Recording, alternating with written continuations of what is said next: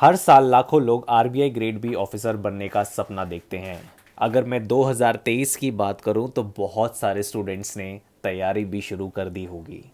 Students, क्या आप जानते हैं कि 99% लोग सिर्फ रीजनिंग पेपर की वजह से आरबीआई ग्रेड बी फेस 1 के एग्ज़ाम को क्लियर नहीं कर पाते हैं। और आज की वीडियो में मैं आपको कंप्लीट स्ट्रैटेजी देने वाला हूं कि किस तरीके से आपको रीजनिंग का पेपर अटेम्प्ट करना चाहिए ताकि आप सेक्शनल कट ऑफ को क्लियर कर सकें। अगर हम वेटेज की बात करें तो सभी को पता है कि 30% वेटेज है रीजनिंग का फेस 1 एग्जामिनेशन में, जहां पर 60 क्वेश्चन आपसे पूछे जाते हैं विच कैरी 60 मार्क्स, और इनको सॉल्व करने का टाइम होता है सिर्फ 45 मिनट्स। तो अगर आपकी स्ट्रैटेजी सही है, सिलेक्शन ऑफ क्वेश्चन सही है, तभी आप सेक्शनल कट ऑफ को क्लियर कर सकते हैं। और सिचुएशन ये है स्टूडेंट्स कि जब हम रियलिटी चेक देखते हैं, यानी कट ऑफ मार्क्स हैं स्टूडेंट्स ये 2022 के फॉर फेस 1 एग्जामिनेशन, तो रीजनिंग का सेक्शनल कट ऑफ 9 मार्क्स है आउट ऑफ 60। तो ऐसा तो नहीं है जो 90% स्टूडेंट्स जो फेल हो गए फेस 1 एग्जामिनेशन में वो रीजनिंग में स्ट्रगल कर रहे हों सिर्फ 9 मार्क्स के लिए, क्योंकि बहुत सारे स्टूडेंट ऐसे होंगे जिन्होंने सक्सेसफुली आईबीपीएस पीओ भी दिया होगा, आपका एसबीआई पीओ भी उन्होंने अटेम्प्ट किया होगा, क्लियर भी किया होगा, पर कहीं ना कहीं स्ट्रैटेजी में कमी रह गई कि यहाँ पर जो 9 मार्क्स का सेक्शनल कट ऑफ था वो क्लियर नहीं हो पाया। अगर मैं 2021 में रीजनिंग की कट ऑफ की बात करूं तो जैसा मैंने बोला था कि एग्जामिनेशन पैटर्न चेंज हो रहा है, कट ऑफ नीचे जा रही हैं, students are not able to score even 12 marks, तो 12 मार्क्स था 2021 में रीजनिंग का कट ऑफ। उसी तरीके से यहाँ पर मैंने 2013 से लेकर 2019 तक का रीजनिंग का कट ऑफ यहाँ पर आपके सामने लगाया है। आप देख सकते हैं 2013 का एग्ज़ाम बहुत सिंपल था, यहाँ पर 27 कट ऑफ था, 2014 में 24 था, उसके बाद कट ऑफ लगातार डिक्रीज़ होता चला गया। 2015 में 15 मार्क्स, 16 में भी 15 मार्क्स, 17 में भी 11 मार्क्स, 18 में भी 15 मार्क्स, 2019 में भी 15 मार्क्स। तो 2015 से अगर मैं बात करूं तो रीजनिंग का जो कट ऑफ है वो 15 मार्क्स से ज़्यादा गया नहीं है। तो अगर रियलिटी चेक की बात करें, अगर आप 8 महीने की तैयारी कर रहे हैं और रीजनिंग में से 20 नंबर भी नहीं लेके आ पा रहे हैं 60 में से, तो आप शायद गलत डायरेक्शन में तैयारी कर रहे हैं और उसी डायरेक्शन को आपको सुधारने की ज़रूरत है। तो यहाँ मैं आपको कुछ सॉलिड टिप्स देने वाला हूँ, साथ ही साथ मैं आपको एग्ज़ाम हॉल स्ट्रैटेजी भी बताऊँगा कि रीजनिंग का पेपर अटेम्प्ट करते दौरान आपको क्या ध्यान रखना चाहिए। तो पहले जब भी आप रीजनिंग का पेपर अटेम्प्ट करें, शुरू से ही घर में ही मॉक टेस्ट प्रैक्टिस के दौरान इस प्रैक्टिस को आप फॉलो करें कि पहले उन टॉपिक्स को करें जिनको सॉल्व करने में लेस टाइम लगता है।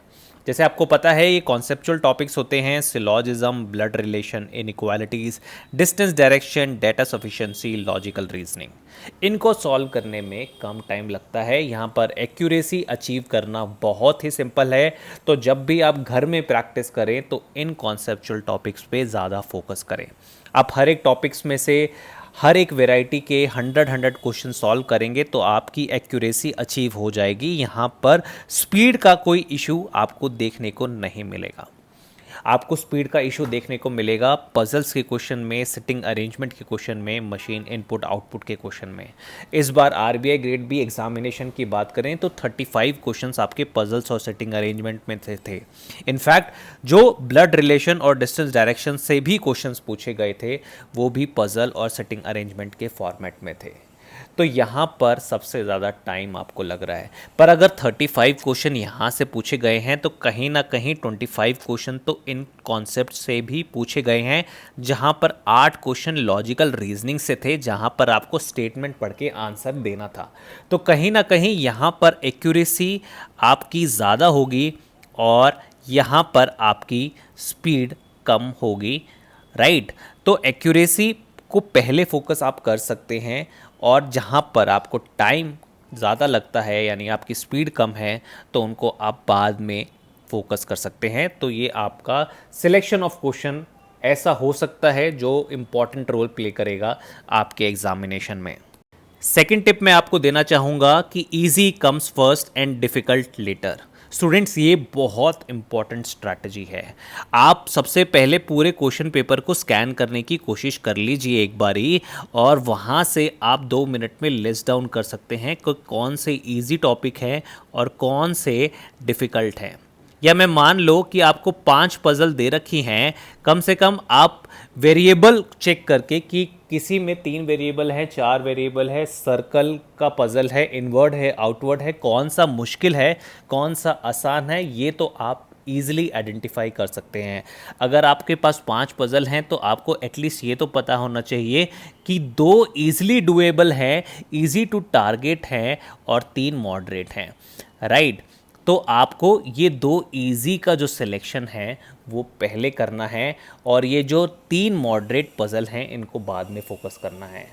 और सबसे इम्पॉर्टेंट एस्पेक्ट है क्रिएट योर ओन स्टाइल। आपको पता है कि हर इंडिविजुअल डिफरेंट है। किसी को पज़ल सॉल्व करना अच्छा लगता है, कोई इसमें कंफर्टेबल है, तो सबसे पहले वो इनको टारगेट करता है, क्योंकि उसको पता है 35 क्वेश्चंस आपके अगर ठीक हो जाएंगे you will able to like clear the sectional cut off, और आपको ओवरऑल कट ऑफ में भी हेल्प करेगा। किसी के कॉन्सेप्ट्स अच्छे हैं तो वो हमेशा सिलॉजिज्म, इनपुट आउटपुट, या फिर आप कह सकते हैं लॉजिकल रीजनिंग जैसे टॉपिक्स को फर्स्ट पिक करेगा, तो क्योंकि उसके कॉन्सेप्ट्स अच्छे हैं। तो ये डिफरेंट स्टाइल है, हर इंडिविजुअल डिफरेंट है। तो जैसा आपका स्टाइल है, जैसे आप कंफर्टेबल हो, अगर आप पज़ल में कंफर्टेबल हो तो सबसे पहले यहाँ से आप स्टार्टिंग कर सकते हो, और बचे हुए टाइम में कॉन्सेप्ट्स आप सॉल्व कर सकते हो। एंड इसी तरीके से अगर आप इस कैटेगरी में लाई करते हो कि आपके कॉन्सेप्ट्स अच्छे हैं और बाद में आपको 5 पज़ल में से 2-3 पज़ल आइडेंटिफाई करना पसंद है कि कौन सी मॉडरेट लेवल की हैं, तो आप इस स्टाइल को अपना सकते हो। तो ये 2 कैटेगरी हैं, आप जिस कैटेगरी में लाई करते हो उसी कैटेगरी के हिसाब से अपने घर में मॉक टेस्ट की प्रैक्टिस करो, क्योंकि आपको लॉन्ग रन में यही चीज़ें काम आएंगी। नाउ अगर आप अपनी डायरेक्शन को सुधारना चाहते हैं तो you need to think on these aspects. First of all कि आपको चेंजिंग एग्ज़ाम पैटर्न के बारे में पता होना चाहिए। अब चेंजिंग एग्ज़ाम पैटर्न क्या है, आपको पता है कि पज़ल्स का जो वेटेज है वो हर साल बढ़ता जा रहा है। पहले कहीं ना कहीं 20 से 25 क्वेश्चन पज़ल से आए थे, पर अगर मैं 2021 की बात करूं तो यहाँ पर मुझे 35 क्वेश्चन पज़ल की फॉर्मेट में मिले। 25 क्वेश्चन तो आपके डायरेक्ट पज़ल से, और ब्लड रिलेशन और डिस्टेंस डायरेक्शन के क्वेश्चन भी पज़ल के फॉर्मेट में उन्होंने दे रखे थे। तो आपको इस एग्ज़ाम पैटर्न जो चेंज हो रहा है हर साल उसके बारे में पता होना चाहिए। 2021 में मैं स्टूडेंट से बात कर रहा था कि रिवर्स सिलॉजिज्म के लिए हम प्रिपेयर नहीं हैं, एकदम से एग्ज़ाम में आ गया, तो ये कोई एक्सक्यूज़ नहीं है, क्योंकि अगर आप सिलॉजिज्म आपने अच्छे तरीके से किया है तो रिवर्स सिलॉजिज्म के लिए आपको तैयार रहना चाहिए। इस साल आपने देखा कि एनालिटिकल रीजनिंग से 8 क्वेश्चंस आ गए, तो स्टूडेंट थोड़े से घबरा गए, क्योंकि वो एक्सपेक्ट नहीं कर रहे थे कि इतने ज़्यादा क्वेश्चन यहाँ से पूछ लिए जाएंगे। तो स्टूडेंट्स ऐसा बिल्कुल भी नहीं है, एक टॉपिक का वेटेज कितना भी हो सकता है, बस आपके बेसिक्स क्लियर होने चाहिए in order to grab those marks. दूसरा, अंडरस्टैंडिंग द रीजनिंग सिलेबस। अब रीजनिंग सिलेबस सबको पता है कि क्या आता है यूजुअली एग्ज़ाम में, अगर मैं बैंकिंग की बात करूं, पर टॉपिक वाइज वेटेज हमें कभी कभी हम इस चीज़ को मिस आउट कर देते हैं और अलग ही टॉपिक की हम तैयारी करते रहते हैं। तो हमें प्रायोरिटी वाइज इसको रखना चाहिए, और मैं आपको बताऊंगा कि कौन से टॉपिक हैं जिनको आपको पहले प्रिपेयर करना चाहिए, ताकि आप अगली बार के लिए 2023 के लिए अच्छे तरीके से प्रिपेयर कर पाएँ। Creating the proper preparation plan. तो एक प्लान बनाना बहुत ज़रूरी है। इस पर्टिकुलर वीडियो में मैं आपको एक प्लान भी दूंगा, तो आप थोड़ा सा इस वीडियो को कंप्लीट देखिएगा, और उसको एग्जीक्यूट करना आपकी रिस्पॉन्सिबिलिटी है। आपको प्रीवियस ईयर पेपर सॉल्व करने पड़ेंगे in order to understand the RBI pattern, और आपको सारे के सारे प्रीवियस ईयर पेपर iexambee.com पर जाकर मिलेंगे, जो बिल्कुल फ्रीली अवेलेबल है, आप जाकर चेकआउट कर सकते हैं। दूसरा, आपको मॉक टेस्ट और रिवीजन करना ही करना पड़ेगा। अब मॉक टेस्ट का क्या होता है स्टूडेंट्स, मॉक टेस्ट आपको ज़रूर देना चाहिए, क्योंकि it help you to analyse your performance. आपके परफॉर्मेंस पैरामीटर आपके सामने होते हैं, अगर मैं अभी 2023 के एग्ज़ाम की बात करूं तो 8 महीने का से भी ज़्यादा का टाइम आपके पास है। अगर आप मंथ में 4 मॉक टेस्ट का टारगेट रखते हो और उससे अपने परफॉर्मेंस पैरामीटर को जज करते हो तो आप कहीं ना कहीं 8 महीनों में 32 मॉक टेस्ट प्रिपेयर कर लोगे। और यही एक एस्पेक्ट है जो आपको दूसरे स्टूडेंट से अलग रखेगा, तो इस चीज़ का आपको ध्यान रखना है। जैसा कि मैंने आपको बताया कि चेंजिंग एग्ज़ाम पैटर्न को आपको समझने की ज़रूरत है। आपको पता है कि पज़ल और सिटिंग अरेंजमेंट का जो वेटेज है वो हर साल बढ़ता जा रहा है। यहाँ से 35 क्वेश्चंस पूछे गए हैं। हालांकि पिछले साल के एग्ज़ाम में 20 क्वेश्चंस या 25 क्वेश्चंस ही पूछे जाते थे, पर इसका अगर वेटेज बढ़ रहा है तो आपको यहाँ पर ज़्यादा फोकस करने की ज़रूरत है। दूसरा, एनालिटिकल रीजनिंग। बहुत सारे स्टूडेंट्स का वीक पॉइंट एनालिटिकल रीजनिंग है और ये समझ में आ चुका है जो भी पेपर सेट कर रहा है। और यहाँ पर डिफरेंशिएट करने के लिए आपसे मैक्सिमम क्वेश्चन एनालिटिकल रीजनिंग से पूछे जा रहे हैं, चाहे वो स्टेटमेंट अजम्पशन हो, कंक्लूजन हो, आर्ग्यूमेंट हो, कोर्स ऑफ एक्शन हो। दूसरा, कंसेप्चुअल टॉपिक्स का जो वेटेज है वो हर साल घटता जा रहा है और यहाँ से भी अगर क्वेश्चंस वो पूछ रहे हैं तो आपको पज़ल फॉर्मेट में वो क्वेश्चंस दे रहे हैं, तो आपका जो मैक्सिमम तैयारी का टाइम होना चाहिए वो इस पे फोकस्ड होना चाहिए। क्योंकि कॉन्सेप्चुअल टॉपिक तो गिनती के ही हैं, 8-10 टॉपिक हैं, आपको वो रिवाइज करने हैं, जैसे coding, decoding, input output, syllogism, reverse syllogism, ranking, common sense reasoning से कभी वो क्वेश्चंस पूछ लेगा, एसेक्ट्रा एंड एसेक्ट्रा। अब मैं टॉपिक वाइज वेटेज की बात करूं तो मैं आपको बता दूं कि आपको अगर सिटिंग अरेंजमेंट या पज़ल के क्वेश्चन करने भी हैं तो किस टाइप के करने हैं। तो सबसे पहले मैं बताऊंगा अनसर्टेन नंबर ऑफ पर्सन का जो सिटिंग अरेंजमेंट है, ये क्वेश्चन 2021 में भी आपसे पूछा गया था। तो इस लेवल के क्वेश्चन की आपको प्रैक्टिस करनी है। यहाँ मैं आपको बताना चाहूँगा कि सिटिंग अरेंजमेंट पे जो क्वेश्चन आ रहे हैं वो इनवर्ड और आउटवर्ड डायरेक्शन दोनों पे आ रहे हैं, ठीक है। तो इस तरीके के क्वेश्चन की आप प्रैक्टिस करें घर में। दूसरा, floor and flat based puzzle देखा गया था विथ 3 वेरिएबल्स, तो इसको आप प्रिपेयर करें क्योंकि यही सेम क्वेश्चन 2021 के एग्ज़ाम में भी पूछा गया था। तो फ्लोर बेस्ड और फ्लैट बेस्ड पजल बहुत इंपॉर्टेंट है। शेड्यूलिंग पजल पूछा जाएगा आपसे, बॉक्स बेस्ड पजल पूछा जाएगा एंड ईयर बेस्ड पजल आपसे पूछा जाएगा। तो ये मैंने आपको टॉपिक वाइज वेटेज दे दिया कि पज़ल में से कौन कौन से आए थे। तो ये टोटल क्वेश्चन जो आपका वेटेज बना वो 25 मार्क्स का बना। और यहाँ से अगर आप देखो कि डिस्टेंस डायरेक्शन की अगर मैं बात करूँ उस पे भी सिटिंग अरेंजमेंट आपसे पूछा गया था और ब्लड रिलेशन से भी आपसे एक पज़ल की फॉर्मेट में क्वेश्चन पूछा गया था। तो यहाँ से अगर मैं वेटेज लगाऊँ पज़ल्स का टोटल तो 35 क्वेश्चन का वेटेज सिर्फ पज़ल से ही है। अभी हमारे कॉन्सेप्चुअल टॉपिक्स कितने बच गए, आप you can count on hands. Syllogism, दूसरा आपका word based arrangement, machine input output, analytical reasoning, coding decoding और डेटा सफिशिएंसी। तो आपको ये सब टॉपिक करने की ज़रूरत है। पज़ल के अलावा कॉन्सेप्चुअल टॉपिक सिर्फ 6-7 ही बच जाते हैं रीजनिंग में। तो रीजनिंग में आपको इतना टाइम क्यों लग रहा है, क्यों आप 9 मार्क्स भी स्कोर नहीं कर पा रहे, तो कहीं ना कहीं ये आपकी स्ट्रैटेजी में ही कमी है। तो आपको एक प्रॉपर स्टडी प्लान बनाना पड़ेगा और उसको एग्जीक्यूट करना पड़ेगा। अब मैंने आपके लिए एक डमी स्टडी प्लान बनाया है फ्रॉम डे 1 टू डे 16। मान लो हर किसी की अवेलेबिलिटी अलग अलग हो सकती है, कोई 2 घंटा दे सकता है, कोई 4 घंटा दे सकता है, कोई वर्किंग है तो शायद वीकेंड्स पे टाइम दे सकता है। पर जब भी आप तैयारी करें तो एक कंसिस्टेंट लेवल पर तैयारी करें। आपकी तैयारी या आपका डे 2 भागों में होना चाहिए, टास्क 1 या टास्क 2, जहाँ पर आप हर रोज़ ऑल्टरनेट डे पे 2 पज़ल और 2 सिटिंग अरेंजमेंट तो सॉल्व कर ही रहे हों, राइट। ये टास्क आपको डेली करना है क्योंकि आपको पता है कि more than 60% of the paper reasoning का यहाँ पज़ल और सिटिंग अरेंजमेंट में से ही आएगा। तो हर रोज़ आपको 2 पज़ल और 2 सिटिंग अरेंजमेंट तो सॉल्व करने ही हैं ऑल्टरनेट डेज पर। उसके साथ आपको एक टारगेट बनाना है कि एक हफ्ते में मैं कोई भी एक कॉन्सेप्चुअल टॉपिक टारगेट कर लूँ। जैसे मैंने आपको बताया है कि 6 से 7 ही कॉन्सेप्चुअल टॉपिक है, और अगर एक हफ्ता नहीं, मान लो आप 2 हफ्ते भी एक टॉपिक को टारगेट करते हो, तो 12 to 14 वीक्स में आप अपने कॉन्सेप्चुअल टॉपिक को मास्टर कर सकते हो। It is very easy thing to do.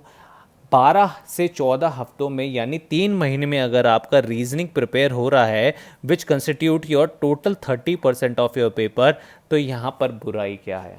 अगर आप 2 हफ्ते में भी एक कॉन्सेप्चुअल टॉपिक को टारगेट नहीं कर पा रहे हो, तो ये कहीं ना कहीं आपके प्लान में, आपके स्टडी प्लान में कमी है, और आप उसको ढंग से एग्जीक्यूट नहीं कर रहे हो।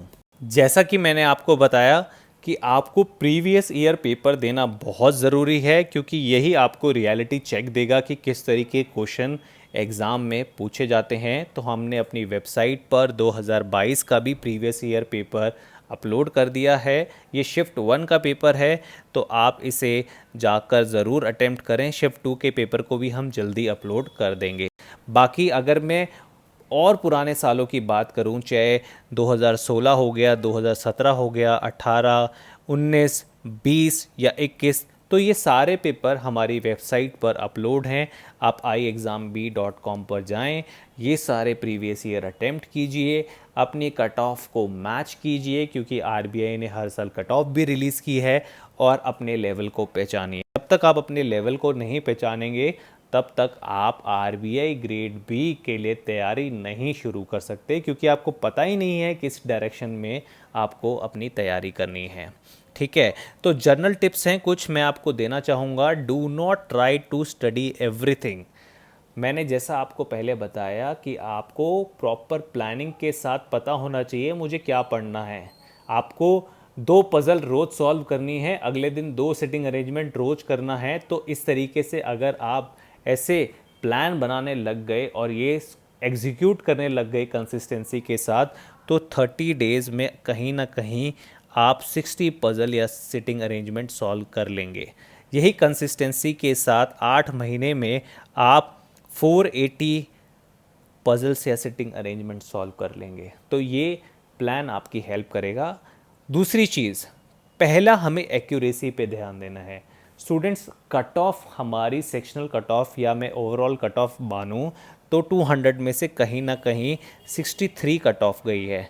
तो जो आरबीआई का फंडा है कि अगर आपकी एक्यूरेसी ठीक है, whether if you are able to select दो 70 क्वेश्चन जो आपको 70 मार्क्स दे दें, तो स्पीड तो मैटर ही नहीं करेगी।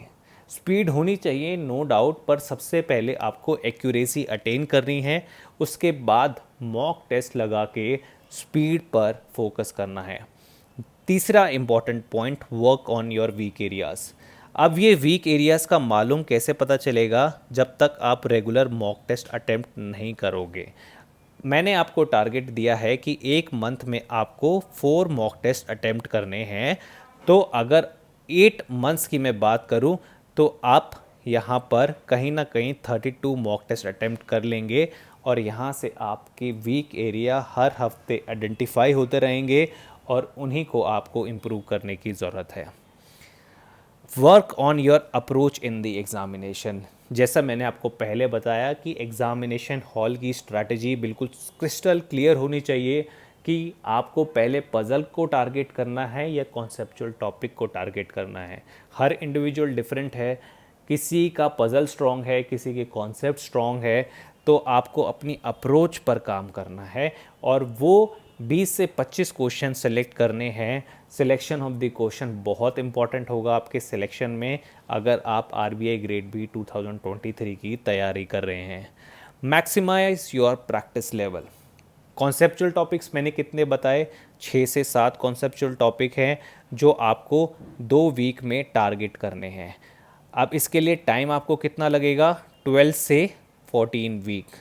अब अगर 2 हफ्ते में आप एक कॉन्सेप्चुअल टॉपिक को टारगेट कर रहे हैं, तो मैं आपको टास्क देता हूं कि हर कॉन्सेप्चुअल टॉपिक से आप 200 क्वेश्चंस प्रैक्टिस करेंगे, तभी आपका वो कॉन्सेप्चुअल टॉपिक अच्छी तरीके से प्रिपेयर हो जाएगा। Last point, choose your resource wisely. अब ये आपको डिसाइड करना है कि आपको कहाँ से गाइडेंस लेनी है, कहाँ से कोचिंग लेनी है, किस मेंटर से बात करनी है, कौन सी बुक को फॉलो करना है। तो ये रिसोर्स जो अपना चूज़ करें वो बहुत सोच समझ कर करें।